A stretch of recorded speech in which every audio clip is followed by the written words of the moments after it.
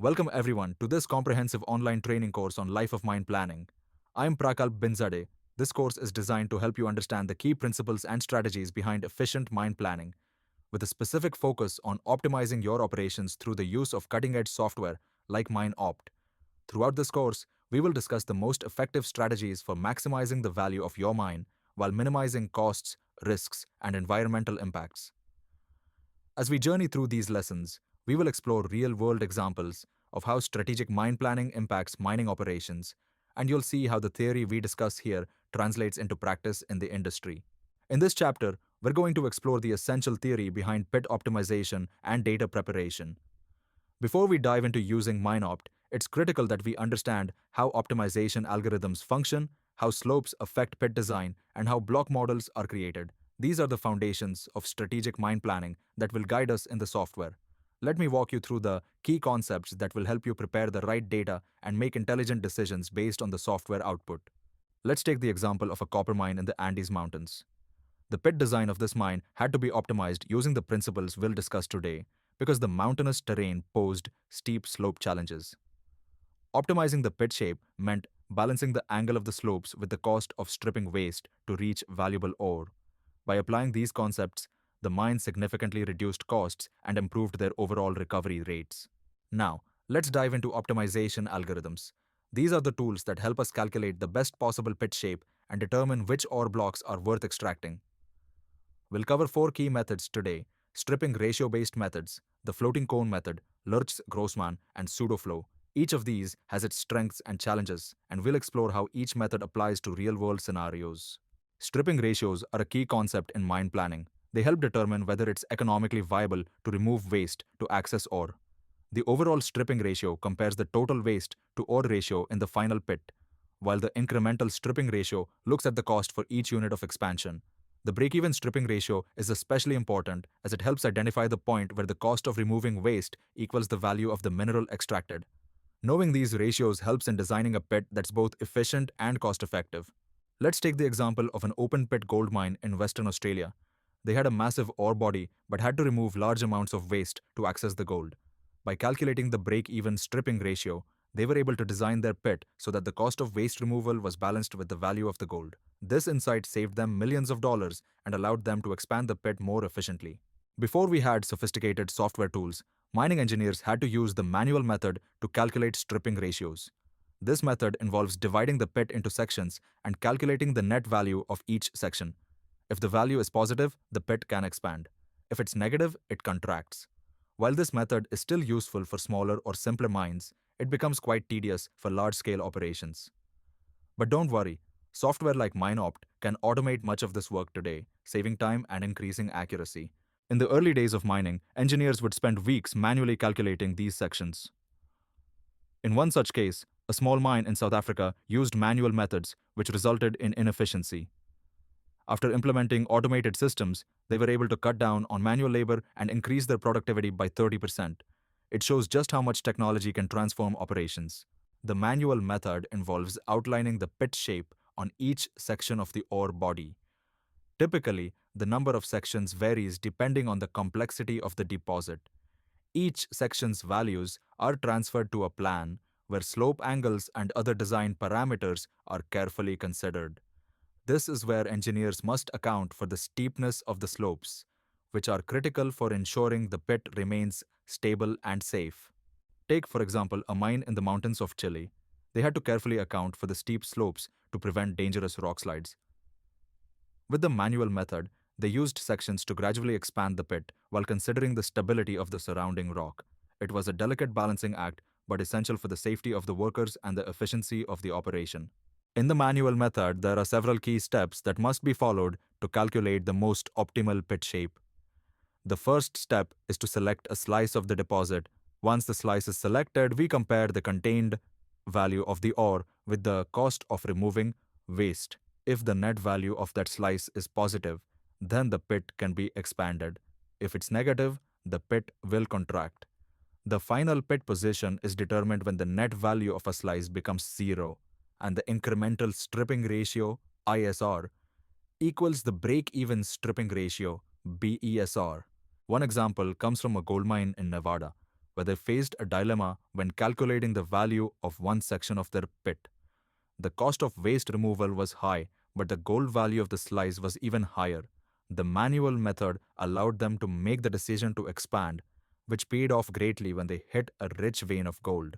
This process, although manual, laid the foundation for more modern techniques in optimization. Sectional calculations are the backbone of the manual method. The pit is divided into multiple sections, and for each one, the net value is calculated. The complexity of the deposit determines how many sections are necessary. In some cases, more sections are required to accurately capture the ore body's shape, especially when there are irregular or complex geological features. This calculation method allows for a more detailed and step-by-step approach, helping to decide which parts of the pit are worth mining. In a mine in the Canadian Rockies, the engineers had to use sectional calculations for a particularly complex ore body.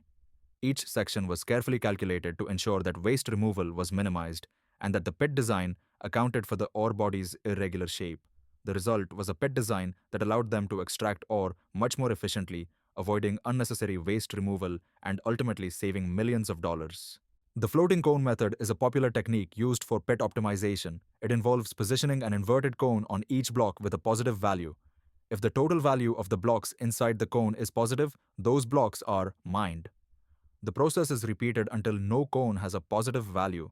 It's a simple yet effective approach, though it does have some limitations. In a large gold mine in Australia, the floating cone method was used to model the expansion of their pit. While it was effective for determining general pit shape, they found that it sometimes missed key ore blocks due to its inability to recognize joint contributions from adjacent blocks. This was an important lesson that led them to incorporate other methods, like Lerchs-Grossmann, for better accuracy. The floating cone method also takes into account the desired slope angles for the pit. For instance, when designing the pit, the blocks are constructed in a way that they can easily model the final slopes of the pit. A 45-degree slope is typically modeled using square blocks, while a 60-degree slope requires a stepped design, where the blocks step out by one horizontal unit and up by two vertical units. These slopes are critical because they ensure the stability of the pit walls, preventing any potential collapses. At a mine in the Karoo region of South Africa, engineers had to carefully model a 45-degree slope using the floating cone method. The deposit had steep sections, and the engineering team used this method to model the ore body accurately. After applying the floating cone with the correct slope, they were able to stabilize the pit and increase the extraction rate without risking structural failure.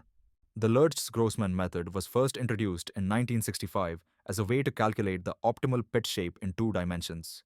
This method relies on dynamic graph theory to determine which blocks are worth mining while considering the required pit slopes. It has become the industry standard for optimization in recent years due to its ability to produce highly accurate pit designs. The key strength of Lerchs-Grossmann is that it considers the value of every single block and incorporates the slopes in its calculations. In a gold mine in the United States, the Lerchs-Grossmann method was applied to a complex ore body that had been causing difficulties with traditional methods. After using this method, they were able to generate a pit design that was both economically and environmentally viable. This design allowed them to access previously unreachable ore, which significantly increased their production and reduced their operational costs. The Lerchs-Grossmann 2D algorithm works by calculating the cumulative profit for each column of blocks.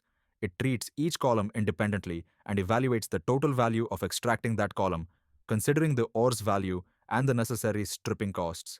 The algorithm then examines the neighboring blocks, and the total value of mining them is added to the cumulative profit. This process continues until the most profitable pit design is achieved. At a copper mine in Peru, the Lerchs-Grossmann 2D algorithm was used to optimize the design of a new pit. The mine had a complex geometry, and traditional methods weren't producing satisfactory results. By using the algorithm, they were able to design a pit that maximized ore recovery while minimizing waste, saving millions in the process. The Lerchs-Grossmann pit optimization process begins by assigning values to each block of ore in the deposit. The value is calculated based on the grade of the ore, the stripping costs, and the depth of the ore.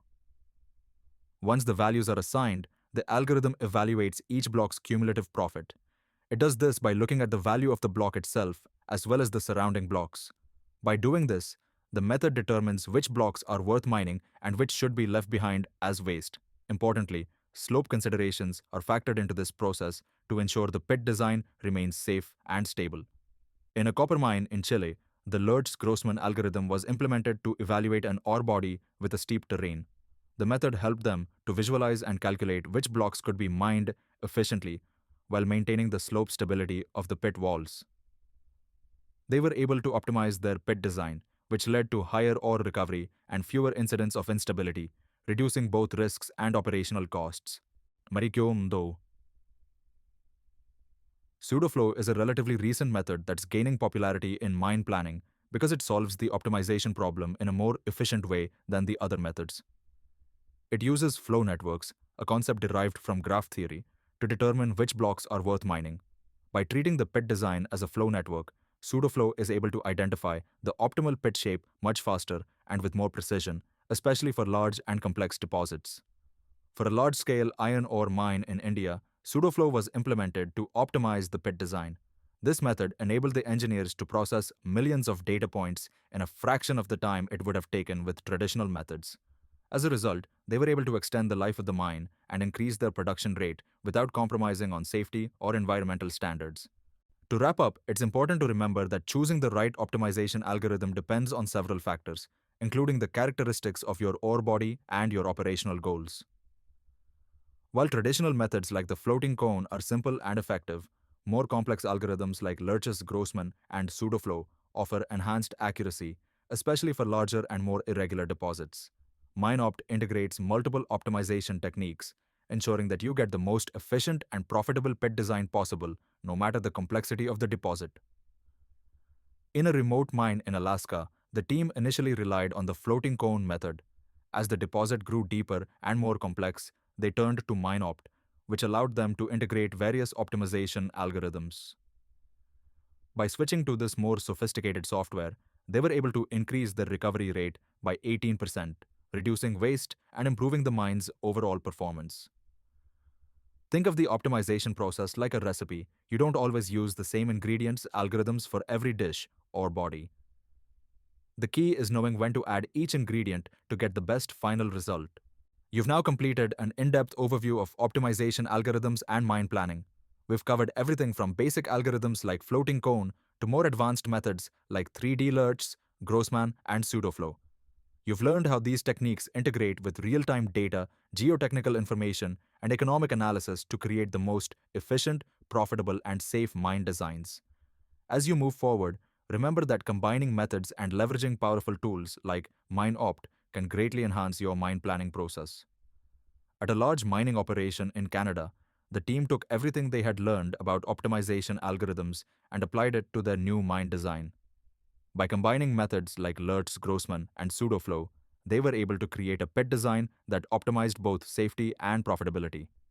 The result was a more efficient mine, with a 10% improvement in ore recovery and significant cost savings. To remember everything we've covered, think of mine optimization like creating a puzzle. Each piece, algorithm, fits together to form a complete and efficient design. The key is knowing how to combine the right pieces to get the best results. Think of the optimization process like a recipe. You don't always use the same ingredients, algorithms, for every dish or body. The key is knowing when to add each ingredient to get the best final result.